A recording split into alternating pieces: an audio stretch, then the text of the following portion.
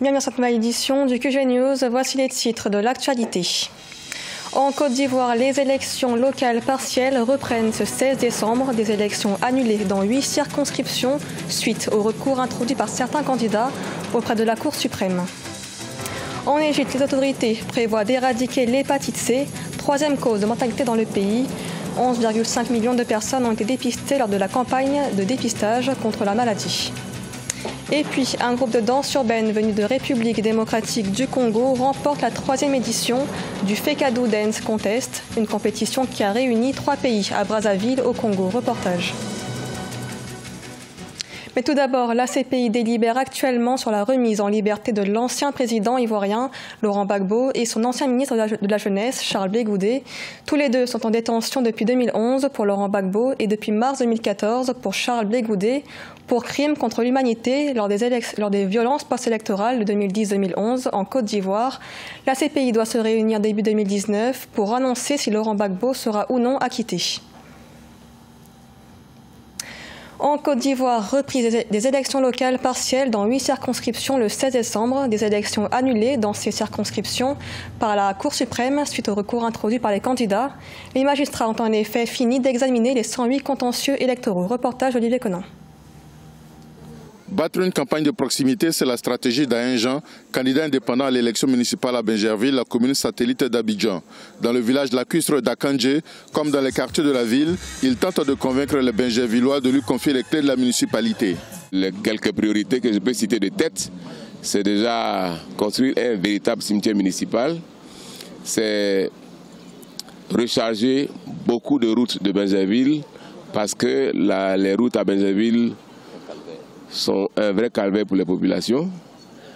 C'est également penser rapidement à améliorer le marché. 2 des 5 candidats à l'élection municipale de Bingerville se sont ralliés à Ahen Jean.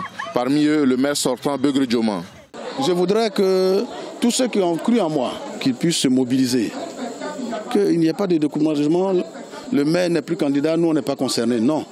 Le maire veut transférer, veut remettre le flambeau à celui qui peut assurer la continuité. J'appelle tous les électeurs de Bingerville à se mobiliser comme un seul homme le 16 décembre pour faire d'Ahen le 4e maire de Bingerville.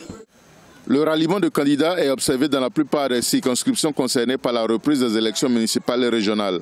Ainsi, dans la commune de Port-Boué, le candidat indépendant Aka Maxime appelle à voter pour Sylvestre Remou, candidat du Parti démocratique de Côte d'Ivoire. En Centrafrique, la mission de l'ONU, la MINUSMA, a été renouvelée pour 1 an ce 13 décembre. La mission déployée dans le pays depuis 2014 compte plus de 11 000 casques bleus. Une décision qui intervient alors que 2 milices anti-Balaka se sont retirées du processus de désarmement. En cause, l'arrestation en France ce 12 décembre de Patrice Edouard Ngaïsona pour crimes de guerre et crimes contre l'humanité selon la CPI. Des crimes présumés qui auraient été commis dans l'ouest du pays entre septembre 2013 et décembre 2014. Éradiquer l'hépatite C d'ici 2022, c'est l'objectif du gouvernement égyptien. Pour y arriver, des avancées considérables ont été effectuées dans le pays, et cela grâce à sa campagne nationale de lutte contre l'hépatite C, une maladie qui faisait des ravages dans le pays. Un sujet de la rédaction. L'Égypte lutte contre l'hépatite C, une maladie qui touche près de 4,4% des adultes égyptiens et environ 40 000 personnes meurent des effets du virus VHC chaque année, faisant de l'hépatite C la 3e cause de mortalité dans le pays. Le gouvernement a donc lancé une campagne de dépistage depuis octobre 2018. Objectif, éradiquer la maladie d'ici 2022. À ce stade, dans les provinces qui ont fait l'objet d'un dépistage, nous nous concentrons sur le traitement de ceux qui ont reçu un diagnostic d'hépatite C, d'hypertension artérielle et de diabète. Au moins 11,5 millions de personnes ont été dépistées lors de la nouvelle campagne, dont 5% ont été testées positives. Dans le cadre de la campagne nationale de lutte contre la maladie, certaines églises, mosquées et centres de jeunesse ont également proposé des tests sanguins. Cette initiative aurait dû être lancée beaucoup plus tôt. Mais c'est bien que ce dépistage de l'hépatite C s'adresse à tous les Égyptiens, tant nous essayons de traiter la maladie. J'ouvrirai mon église pour les dépistages tous les jours si je pouvais. Je suis ici pour ma santé, je viens d'accoucher, je ne veux pas prendre le risque de contaminer mon enfant. Cette campagne est efficace et il y a beaucoup de personnes très pauvres qui ne savent pas où aller pour être testées.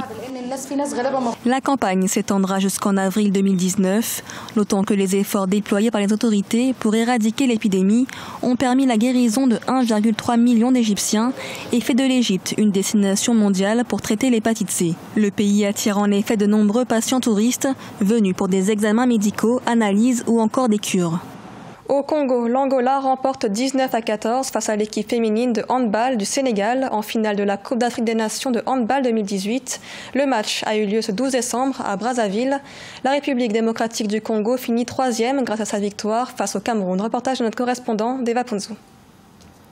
L'Angola trône encore au sommet du handball féminin continental. Les Palancas Negras ont spectaculairement retourné la situation en leur faveur pour vaincre le Sénégal en finale ce mercredi 12 décembre 2018 au gymnase Nicoloba. Menées par les Sénégalaises 17 à la pause, les Angolaises ont démontré l'intensité de leur talent dans les 30 dernières minutes en rétablissant l'égalité avant de prendre une avance qu'elles n'ont plus perdue jusqu'au dernier coup de sifflet. Score final 19-14 pour l'Angola. Je suis vraiment contente, mais on savait qu'on allait rencontrer un Sénégal très fort au début et tout le monde a assisté comment elles nous ont compliqué la vie dans les 30 premières minutes. En deuxième mi-temps, elles ont commencé à faire ce que nous savons très bien faire, défendre. Nous sommes heureuses parce que nous sommes championnes d'Afrique maintenant. Le match pour la 3e place a connu la victoire de la République démocratique du Congo sur le Cameroun, 33-22. Une victoire qui a ouvert les portes du mondial Allemagne 2019 aux Léopards qui accompagneront les 2 finalistes. On savait qu'il nous restait une carte à jouer. C'est la carte qu'on a jouée aujourd'hui et Dieu merci, on s'est qualifié pour la Coupe du Monde. Je remercie tous les encadreurs d'avoir nous soutenir et d'en arriver là jusqu'au bout de remporter la 3e place et de remporter les 2 médailles meilleure buteuse, meilleure arrière.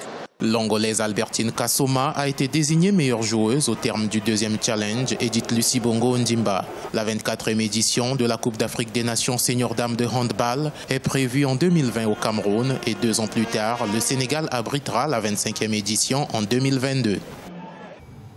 Toujours au Congo, la 3e édition de concours de danse urbaine, le FECODU Dance Contest, a réuni 4 groupes de danse de 3 pays, le Congo, la République du Congo et le Gabon, à Brazzaville ce 9 décembre. Et c'est la République démocratique du Congo qui a remporté la compétition. Un concours dont l'objectif est de promouvoir les jeunes talents qui s'illustrent dans le domaine de la danse urbaine. Reportage de notre correspondant Deva Punzu. Les Quinois du groupe de danse urbaine, All Premier Crew, ont remporté dimanche 9 décembre à la préfecture de Brazzaville le concours FECODU Dance Contest édition 2018. Les danseurs de la République démocratique du Congo ont retenu l'attention du jury et du public à l'issue du battle final face à leurs adversaires d'Universal Dance de Brazzaville. Je suis vraiment rempli de joie parce que c'était l'une des objectifs, l'une des ambitions. On a eu à préparer pendant 2 mois. Et voilà, aujourd'hui, ça a payé. On savait que ça allait payer parce qu'on a eu beaucoup de temps de préparation. Ce trophée, je l'ai dédié à ma grande sœur Florence Ntumba. Cette année, 4 groupes de 3 pays ont participé au FECODU Dance Contest, Universal Dance et Demolition Crew du Congo, Gabao Danse Urbaine du Gabon et All Premier Crew de la RDC. Malgré l'absence des Angolais de TDK, la fête aura été belle. Je suis satisfait parce que les artistes, ils étaient à la hauteur. Ils ont répondu présent. Ils ont eu à donner jusqu'à leur dernière énergie. De ce point, je suis satisfait. Par contre, le deuxième point, je ne suis pas trop satisfait parce que FECODU Dance Contest n'a jamais été soutenu. Et nous faisons par nos propres moyens et c'est vraiment dur pour faire venir des artistes de l'étranger. Depuis 2014, l'année de la première édition, le FECODU Dance Contest promeut la danse urbaine en rassemblant les meilleurs groupes de 4 pays. Face aux difficultés financières éprouvées par les organisateurs et à l'absence des sponsors, la tenue de la 4e édition semble incertaine. Ce journal a été réalisé par l'ensemble de la rédaction. Merci de l'avoir suivi. L'actualité continue sur Africa 24.